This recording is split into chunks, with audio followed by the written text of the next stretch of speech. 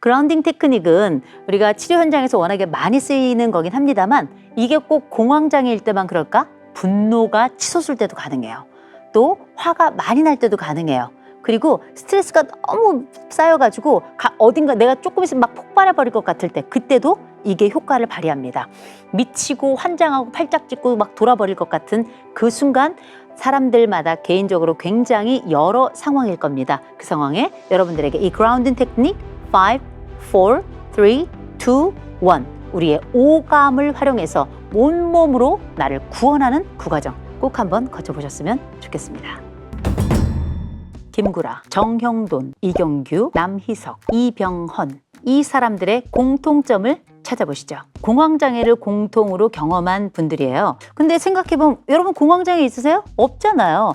공황장애가 없는 분들이 대부분이죠. 장애라는 말 자체가 굉장히 심각한 진단명이기 때문에 사실 우리가 일생을 살아가면서 어떤 특정한 진단을 받아본 건 비만 정도밖에 아마 없을 겁니다.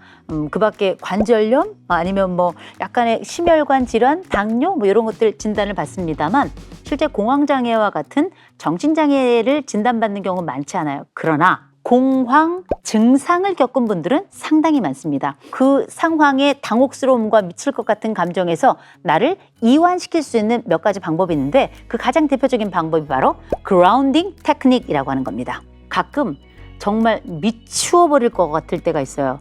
돌아버릴 것 같을 때가 있습니다. 어느 순간에 갑자기 압박이 온다든지 숨이 막 차진다든지 숨을 못 쉬겠다든지 막 미칠 것 같다든지 아니면 금방 막 죽을 것 같다든지 식은땀이 막 절절 나는데 그 이유를 모르겠고 갑자기 눈앞이 아득해지기도 하고 어떤 분은 졸도하기도 해요.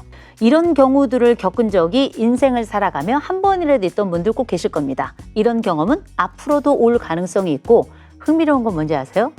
외국에서는 흔히 말하는 이런 공황 증상 혹은 공황 장애를 앓고 있는 분들이 20대, 30대가 대부분이에요. 한국은 놀라울 정도로 중년들에게서 이런 공황 장애가 현저하게 높게 나타난다는 겁니다. 그래서 전체 공황 장애를 경험하는 연령대를 보면 우리나라 같은 경우는 40대가 제일 많고 그 다음이 50대예요. 그 다음이 30대, 20대, 그 다음이 60대, 70대, 그 다음이 10대예요. 이거는 굉장히 놀라운 일입니다. 왜 우리나라는 다른 연령 혹은 다른 문화대와 다르게 중년이라고 하는 그 나이가 압도적으로 공황 증상을 많이 경험하는가? 이것과 관련해 굉장히 여러 가지 이론들과 생각들이 있겠습니다만 몇몇 가지 원인들은 있죠. 외부적 스트레스가 굉장히 크게 작용한다.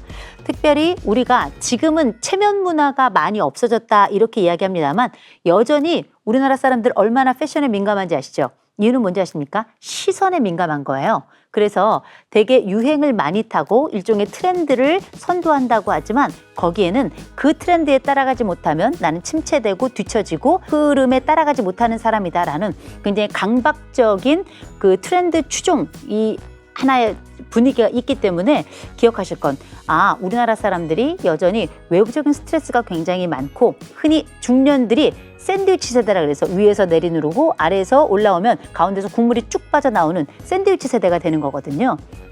이렇다 보니 여러 가지 중압감들이 아무래도 한국 사회의 중년들에겐 스트레스가 됐을 것이다. 이런 요소들이 사실상 여러 심리적 책임감과 의무감, 삶의 무게들이 집약되면서 40, 50대에 그렇게 많은 공황장애가 생기나 보다 이렇게 생각할 수 있겠죠. 상담 현장이 일반 병원 세팅하고는 달라서 병원에서 진단을 받고 약을 먹을 정도는 아니지만 일상적으로 어려움을 느끼는 분들이 많이 오세요. 그럼 이분들이 오셨을 때 저희가 여러 사례들을 들어보죠. 작고 크게 정도의 차이가 날 뿐이지 공황 증상은 대부분이 많이 나타납니다.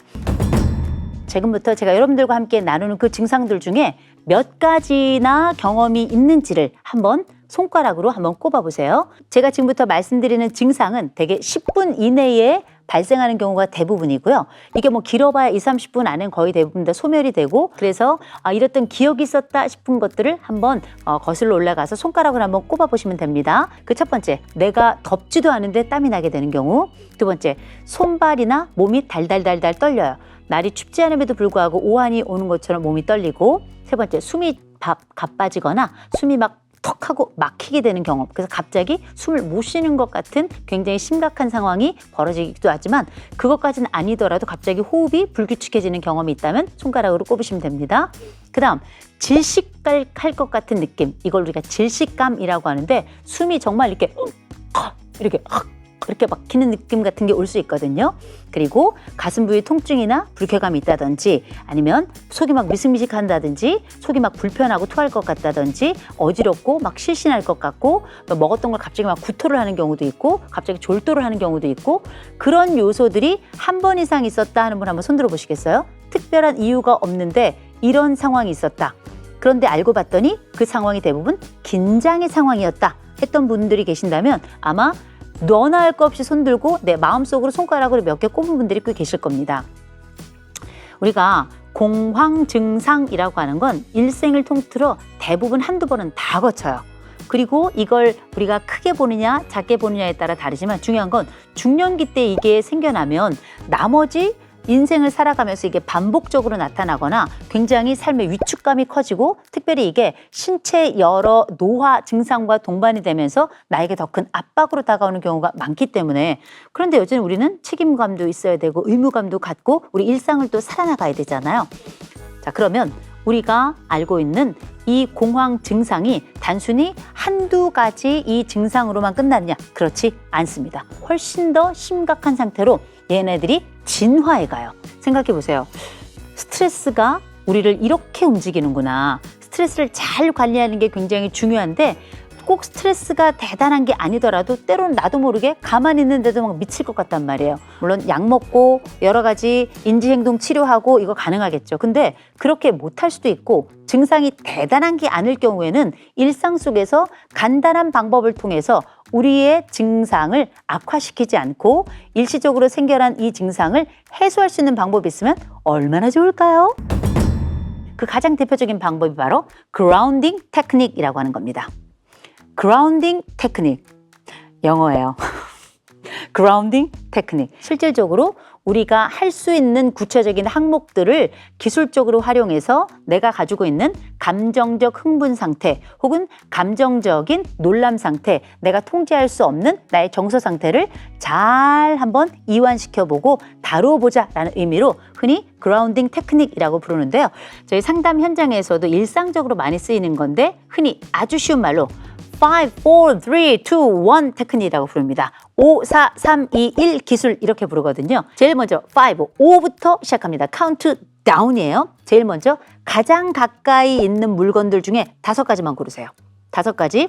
이를테면 저기 꽃병이 있어. 무조건 꽃병이 아니고 그 꽃병이 어떤 특징을 가지고 있고 아구리가 어떻게 생겼고 목은 병목이고 어떤 모양이 있고 이걸 아주 자세히 한 번씩 하나씩 살펴보셔야 됩니다. 하나 딱 끝나고 나면 그 다음에 책도 여러 책 중에 한 권을 딱 고르셔가지고 저 책의 제목이 뭐고 표지가 무슨 색깔이고 전체 그 제목은 무슨 색깔이고 누가 지었고 안에는 어떤 내용이 있고 이런 내용들을 한번 전체와 비교해 봤을 때 이 책은 어떤 차이가 있고 이런 것들을 실질적으로 한번 자세히 관찰하는 겁니다. 그리고 관찰한 것들을 혼자 말로 주저리 해보는 거 더 좋아요. 그렇게 5가지 물건을 선택해서 그 물건을 자세하게 꼼꼼하게 살펴보는 거. 이건 뭘까요? 심도 있는 관찰을 하는 건데 이것만으로도 내가 가지고 있는 감정의 이동이 시작돼요. 그리고 나서 4, 4번째가 시작됩니다. 4번째는 뭐냐? 여러분들이 주변에 가지고 있는 봤던 물건들 중에 만질 수 있는 것들을 찾아보는 겁니다. 이를테면 지금 같은 경우 없으면 자기 몸도 괜찮아요. 머리카락 이렇게 만져봐요. 직접 이렇게 먼지를 만져보고 귀걸이 있죠? 귀걸이 만져보고 또 옷도 한번 만져보고 그리고 주변에 가서 만질 수 있는 게 있다면 가까운 곳에 아까 봤던 화병이 있다? 그 화병에 가서 한번 만져보고 꽃잎도 이렇게 한번 만져보세요. 촉감이라고 하는 건 아무것도 아닌 것 같지만 실제 몸의 경험, 시각이 첫 번째 5가지 항목을 통해서 감각을 분산했다면 촉각은 실제 만지는 것을 통해서 몸의 감각이 정신의 감각보다 훨씬 더 증가하게 만드는 겁니다. 뇌로 들어간 감각이 우리가 가지고 있는 기존의 공포스러웠던 그 느낌과 긴장되는 부분을 많이 완화를 시켜주는 겁니다. 그래서 아이들이 놀라고 그랬을 때 엄마한테 달려와서 제일 먼저 뭘 하냐면 가슴을 만지거나 아니면 엄마를 이렇게 비벼요. 이건 굉장히 중요한 정서적 이완 효과를 내는 것과 똑같습니다. 그리고 나서 3, 세 번째는 바로 뭐냐? 소리를 들어보는 겁니다. 소리, 자, 귀를 기울여 볼까요? 청각을 사용하는 거예요. 가만히 귀 기울여 들어보면 주변에 작지만 미세하게 들리는 소리가 있습니다. 서걱서걱, 서걱서걱, 아니면 뭐 덜컹덜컹, 덜컹덜컹, 아니면 누군가 책장을 넘기는 소리, 쓱, 쓱. 세 가지 소리를 찾아야 돼요. 누가 들려주지 않아요. 의식적으로 주의를 집중하는 겁니다. 청각이라고 하는 건 의식하지 않으면 들을 수 없고, 의식하면 집중력이 가장 높아지는 게 이 청각이에요. 그래서 조용하고 작게 숨어있는 소리를 듣는 건 훨씬 더 효과적이에요. 그래서 들어보는 겁니다. 그리고 그 소리가 예를 들어서 음악이다 그러면 거기에 템포를 따라가는 것 역시 소리를 듣는 것의 일환입니다. 퐁짝짝, 퐁짝짝, 퐁짝짝, 퐁짝. 이건 뽕짝인가? 이렇게 내가 가지고 있는 정서적 얼클어진 템포 대신에 안정적으로 제공되는 템포를 찾는 것, 바르게 잡아주는 기준을 제공하는 것, 소리입니다. 2 남아있죠. 냄새예요. 후각을 활용하는 겁니다. 후각이라고 하는 건 사실 우리가 현대사회를 살아가면서 후각을 사용한다는 게 일상적이에요. 어디서나 365일 잔칫날이라 늘 냄새가 나고 그럴 것 같지만 개똥도 약에 쓸려면 없다고 냄새도 또 찾으면 없어요. 그럴 때 뭘 해야 되는가? 지나가는 사람 냄새 맡으면 신고당하니까 그런 거 말고요. 책에도 냄새가 있어요.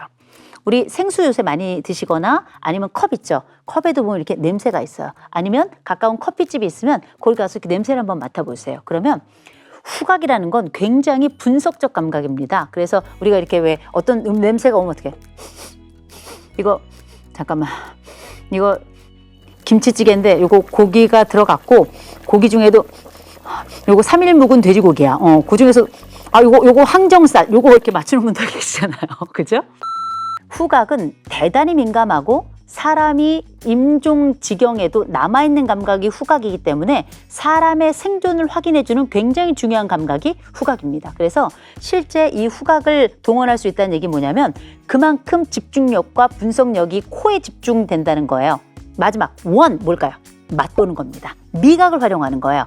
미각, 뭔가를 맛본다는 건 굉장히 감각적으로 나를 집중시킬 뿐만 아니라 대부분 이럴 때 우리가 공황장애를 오래 겪은 분들은 대부분 다 공통적으로 그 주머니 안에 사탕 같은 거 있습니다. 요걸 입에 물잖아요. 그러면 요 맛을 느끼느라고 뇌가 이렇게 마치 우리 돋보기에 보면 해가 쭉 들어와 가지고 까만 전지에 빛이 쫙 모이는 것처럼 모든 감각이 혀로 확 모입니다. 혀로 모여서 달콤한 건지 짭짤한 건지 다 괜찮아요. 그리고 나서 이 혀의 움직임도 느끼고 입안에 있는 감각, 잇몸의 느낌, 치아의 느낌, 그리고 이 맛이 주는 이 충만감, 이 단 것이 주는 안도감, 이런 것들을 동시에 느끼는 거거든요. 5, 4, 3, 2, 1. 그 다음에 어떻게? 파이어! 그죠? 일상 속으로 다시 출발하는 거죠. 그라운딩 테크닉은 우리가 치료 현장에서 워낙에 많이 쓰이는 거긴 합니다만 이게 꼭 공황장애일 때만 그럴까? 분노가 치솟을 때도 가능해요. 또 화가 많이 날 때도 가능해요. 그리고 스트레스가 너무 쌓여가지고 어딘가 내가 조금 있으면 막 폭발해버릴 것 같을 때 그때도 이게 효과를 발휘합니다. 미치고 환장하고 팔짝 찢고 막 돌아버릴 것 같은 그 순간 사람들마다 개인적으로 굉장히 여러 상황일 겁니다. 그 상황에 여러분들에게 이 그라운딩 테크닉 5, 4, 3, 2, 1 우리의 오감을 활용해서 온몸으로 나를 구원하는 그 과정 꼭 한번 거쳐보셨으면 좋겠습니다.